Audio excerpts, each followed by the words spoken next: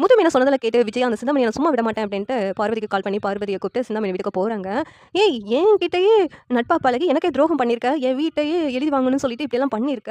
இப்படி அநியாயம் பண்ணி சொத்து சம்பாதிச்சு வைக்கிறது உனக்கு கிடைக்கவே கிடைக்காது. இதெல்லாம் உன் பொண்ணுக்காக தானே பண்ற. உன் பொண்ணு ஒண்ணும் இல்லாதவன கூட்டிட்டு ஓடி போயிடுவா" அப்படின்ட்டு சாபம்லாம் விடுறாங்க விஜயா. இந்த நேரத்தில ரோகிணி வர்றாங்க. "என்ன விஜயா ஆன்ட்டியும் பார்வதி ஆன்ட்டியும் இங்க இருக்கிறாங்க. சிந்தாமணி கிட்ட பேசிக்கிட்டு இருக்காங்க" அப்படின்னு சொல்லிட்டு பார்த்துட்டு இருக்காங்க. என்னதான் பேசுறாங்க அப்படின்ட்டு ஒளிஞ்சு நின்னு பார்த்துட்டு இருக்காங்க.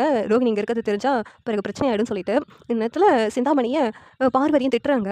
"நான் அப்பவே சொன்னேன்ல விஜயா, அந்த சிந்தாமணி பிஹேவியரே சரியில்ல. நீ பழகாதன்னு சொல்லி. இப்ப பாரு உன்னை ஏமாத்தி உன் சொத்தையே பிடுங்குற அளவுக்கு பண்ணியிருக்கா. நான் உன்கிட்ட வாங்கின பணமே கொஞ்சம் தான். ஆனா நீ அநியாயத்துக்கு வட்டிய போட்டு என் வீட்டையே என்கிட்ட இருந்து பிடுங்கணும்னு இந்த மாதிரிலாம் பண்ணிக்கிட்டு இருக்கல.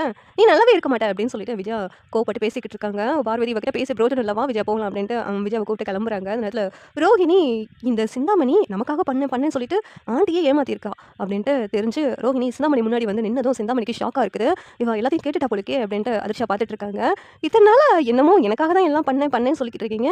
ஆனா எங்க ஆன்ட்டியோட வீட எழுதி வாங்கணும்னு சொல்லி தான் இந்த மாதிரி ஆன்ட்டி கிட்டயே ஃப்ரெண்டா பழகி இப்படி பண்றதுக்கு உங்களுக்கு எப்படி மனசு வந்துச்சு? நீ ரொம்ப நல்லவன்னு சொல்லி தான் நான் உன்கிட்ட பேசுனேன். ஆனா இவ்வளவு மோசமானவளா இருப்பேன்னு நான் கொஞ்சம் கூட எதிர்பார்க்கல. என் வீட்ட எழுதி வாங்குறதுக்கு என்னைய பகடக்காயா யூஸ் பண்ணணும்னு நினைச்சிருக்கேன். நானும் கொஞ்சம் ஏமாந்து உன்கிட்ட போய் பழகியிருக்கேன் பாரு" அப்படின்ட்டு ரோகிணி திட்டுறாங்க. உடனே சிந்தாமணி தானே, "நீ என்னமோ யோகியா மாதிரி பேசிக்கிட்டு இருக்க. நீயும் போய் பித்தலாட்டம் பண்ணி தானே உன் புருஷனை கல்யாணம் பண்ணியிருக்க. என்னமோ நல்லவ மாதிரி பேசிட்டு இருக்க. நீ நல்லவனா என் வீட்டை விட்டு முதல்ல கிளம்பி போடி.